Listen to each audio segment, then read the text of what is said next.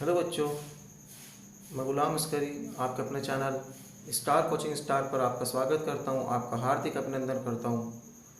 और प्यारे बच्चों, आज के इस लेक्चर में हम कवर करेंगे भौतिक विज्ञान के चैप्टर 2 गाउस के नियम और उसके अनुप्रयोग के अंतर्गत एक मुख्य टॉपिक। और टॉपिक कुछ इस प्रकार से है बेटे, सतत आवेश वितरण के कारण विद्युत क्षेत्र। कल के लेक्चर में मैंने सतत आवेश को क्लियर किया था कि सतत आवेश होता क्या है।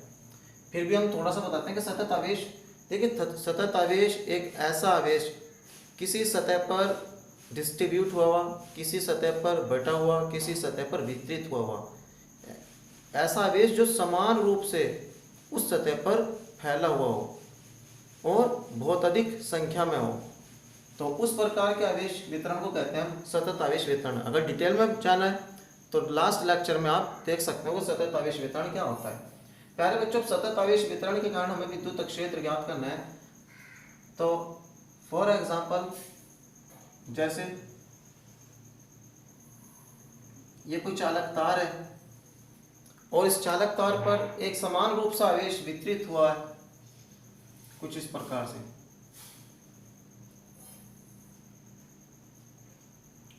अब इस चालक तार के कारण हमें विद्युत क्षेत्र ज्ञात करना है। या फिर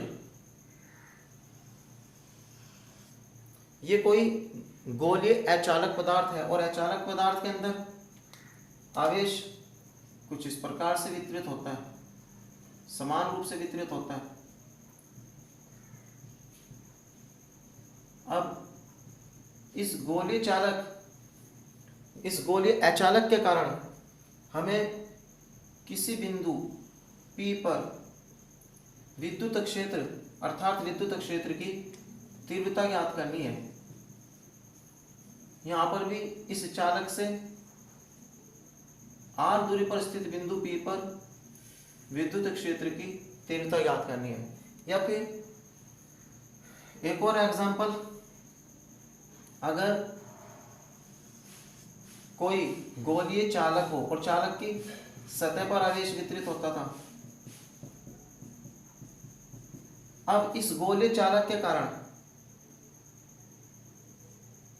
ये इसकी त्रिज्या है r और यहाँ पर P बिंदु है।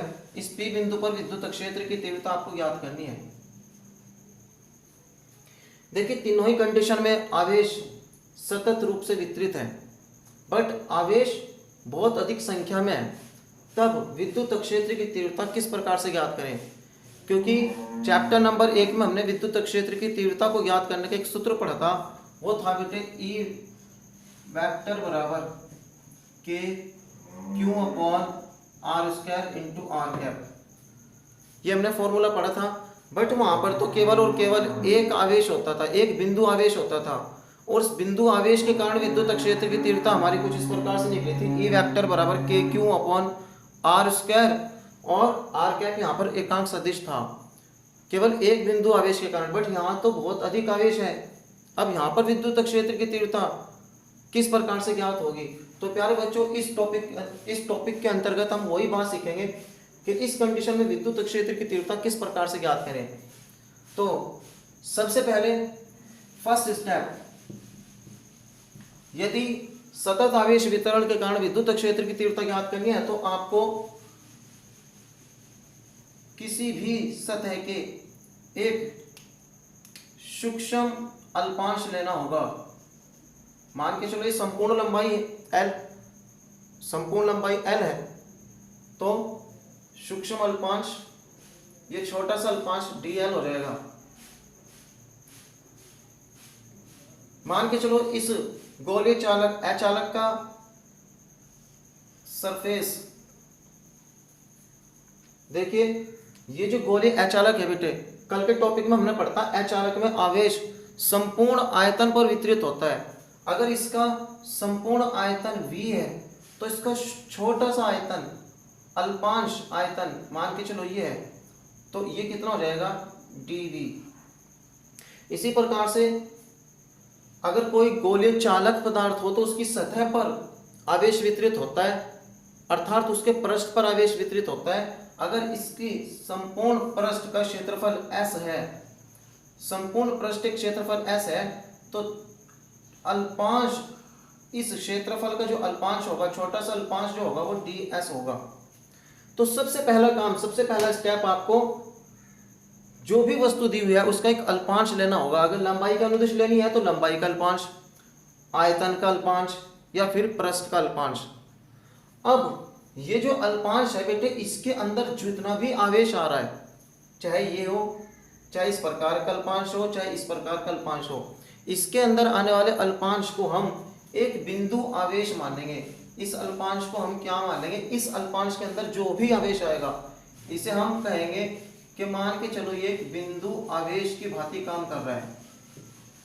और भैया प्यारे बच्चों, बिंदु आवेश के कारण विद्युत क्षेत्र की तीव्रता का सूत्र हमारे पास है। देखिए, बिंदु आवेश के कारण विद्युत क्षेत्र की तीव्रता ज्ञात करेंगे, बट यहाँ पर अल्पांश है, छोटी सी लंबाई है, छोटा सा आयतन है और छोटा सा क्षेत्रफल है। तो इन सब के कारण विद्युत क्षेत्र की तीव्रता भी छोटी सी होगी, सूक्ष्म होगी, अर्थात डी ई वेक्टर होगी। तो डी ई वेक्टर का मान इस फॉर्मूले से कितना हो जाएगा कि क्यू की जगह डी क्यू, क्योंकि देखिए छोटा सा अल्पांश है तो आवेश भी इसमें छोटा ही आएगा। संपूर्ण आयतन में आवेश अगर क्यू है तो छोटे से आयतन में आवेश छोटा सा ही होगा, थोड़ा सा ही होगा, कम होगा, अर्थात डी क्यू होगा अपॉन आर स्क्वायर। अर्थात जहां पर जिस बिंदु पर भी आपको तीव्रता ज्ञात करनी है तो चालक से उस बिंदु के बीच की दूरी ये होती है आर, ये आर होती है। तो आर स्क्वायर और आर कैप जो बताएगा विद्युत क्षेत्र की डायरेक्शन को बताने वाला एकांक सदिश है। बेटे, विद्युत क्षेत्र की जो डायरेक्शन है वो डिपेंड करेगी कि ये जो डी क्यू है इसके नेचर कैसा है, इसकी प्रकृति कैसा है, क्या ये धनात्मक है या फिर ऋणात्मक है। क्योंकि हमने चैप्टर नंबर 1 में पढ़ा था धनात्मक आवेश के कारण विद्युत क्षेत्र की तीव्रता आवेश से बाहर की ओर होती है और ऋणात्मक आवेश के कारण विद्युत क्षेत्र की तीव्रता आवेश की ओर होती है। तो कुल मिलाकर के ये विद्युत क्षेत्र की तीव्रता की डायरेक्शन को बताएगा, बट डिपेंड करेगा इस आवेश की नेचर पर, प्रकृति पर। अगर ये धनात्मक है तो बाहर की ओर डायरेक्शन होगी, ऋणात्मक है तो अंदर की ओर डायरेक्शन होगी। तो इस प्रकार से हमने ये जो ज्ञात किया है, छोटे से अल्पांश के कारण विद्युत क्षेत्र की तीव्रता ज्ञात की है। बट अब अगर हमें संपूर्ण पदार्थ के कारण, संपूर्ण वस्तु के कारण विद्युत क्षेत्र की तीव्रता ज्ञात करनी होगी तो बेटे क्या करेंगे, सभी जो अल्पांश है, मान के चलो एक अल्पांश ये है, दूसरा अल्पांश ये है, तीसरा अल्पांश ये है, तो जितने भी अल्पांश होंगे उन सब के कारण जितनी विद्युत क्षेत्र की तीव्रताएं आएंगी उन सब का सदिश योगफल होगा। अर्थात अगर हमें इस संपूर्ण लंबाई पर जो आवेश है इसके कारण विद्युत क्षेत्र की तीव्रता ज्ञात करनी है, तो कैसे ज्ञात कर सकते हैं कि इसके जितने भी अल्पांश होंगे उन सब के कारण जितनी भी विद्युत क्षेत्र की तीव्रताएं आएंगी उन सब का सदिश योगफल। और प्यारे बच्चे, सदिश योगफल के लिए हम यहाँ पर यूज करते हैं ई वेक्टर बराबर हो जाएगा समाकलन ऑफ डी ई वेक्टर। अर्थात कहने का तात्पर्य है, अगर एक अल्पांश के कारण विद्युत क्षेत्र की तीव्रता डी ई वेक्टर थी, तब अगर इस अल्पांश का समाकलन कर देंगे तो प्राप्त होने वाली विद्युत क्षेत्र की तीव्रता संपूर्ण चालक के कारण तीव्रता ज्ञात हो जाएगी हमें। तो ई वेक्टर का मान ज्ञात करने के लिए हम छोटे से अल्पांश का समाकलन करेंगे। तो देखिए इसका मान रखते हैं E vector is equal to समाकलन के D Q upon R square into R cap. जब भी समाकलन करते हैं प्यारे बच्चों, नियतांक जो होती है, नियत राशि जो होती है उसका समाकलन नहीं होता, उसे समाकलन चिन्ह से बाहर ले लेते हैं। तो यहाँ पर ये जो है के एक नियतांक है तो इसे बाहर लेंगे और समाकलन करेंगे केवल और केवल D Q upon R square और इंटू आर कैप। ये होगी विद्युत क्षेत्र की तीव्रता। सतत आवेश वितरण के कारण विद्युत क्षेत्र की तीव्रता का सूत्र कुछ इस प्रकार से होगा। बट अब इसके लिए विशेष कंडीशन होंगी, विशेष स्थितियां होंगी, वो पढ़ेंगे हम। देखिए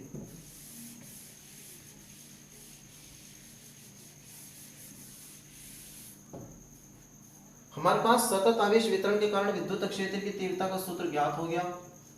ई वेक्टर बराबर के समाकलन of D Q upon R square और इंटू आर कैप। ये सेम सूत्र मैंने वहां पर लिख दिया। तो अब प्यारे बच्चों इसके लिए विशेष स्थितियां, विशेष कंडीशन। फर्स्ट कंडीशन देखना, अगर हमारी जो वस्तु है उस पर आवेश का वितरण रेखीय आवेश वितरण हो, अर्थात लंबाई के अनुदिश हो, रेखा के अनुदिश हो, तो हम कहेंगे रेखीय आवेश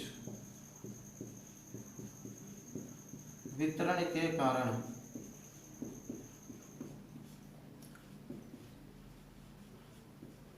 विद्युत क्षेत्र। देखिए रेखीय आवेश वितरण के कारण विद्युत क्षेत्र किस प्रकार से ज्ञात करेंगे प्यारे बच्चों। रेखीय आवेश वितरण में लैम्बडा इज इक्वल टू होता है, अर्थात रेखीय आवेश घनत्व को प्रदर्शित करते हैं लैम्बडा से। तो लैम्बडा इज इक्वल टू होता है D Q upon D L. आपको ये सर कहाँ से है बेटा, लास्ट जो लेक्चर था, प्रीवियस लेक्चर में हमने रेखीय आवेश घनत्व को पढ़ा था। रेखीय आवेश घनत्व का सूत्र यही निकल करके आया था, लैम्बडा एकांक लंबाई पर स्थित आवेश की मात्रा ही क्या कहलाती है, रेखीय आवेश घनत्व कहलाता है। तो रेखीय आवेश वितरण की स्थिति में विद्युत क्षेत्र कितना हो जाएगा। देखिए रेखीय आवेश वितरण की स्थिति में ये सूत्र बनता है, तो यहां से डी क्यू बराबर मान निकल जाएगा लैम्बडा इंटू डी एल। देखिए D Q is equal to lambda into D L, ये रेखीय आवेश वितरण की स्थिति में आया है। हमें निकालने रेखीय आवेश वितरण के कारण विद्युत क्षेत्र की तीव्रता। तो विद्युत क्षेत्र की तीव्रता सूत्र होता है ई वेक्टर बराबर के समाकलन। देखिए यहां पर मान रख देंगे डी क्यू का। डी क्यू का मान कितना है, lambda into D L upon R square into R cap. और यहां पर एक ये लिख देते हैं एल, एल फॉर लेंथ, अर्थात ये प्रदर्शित करता है कि रेखीय समाकलन हो रहा है।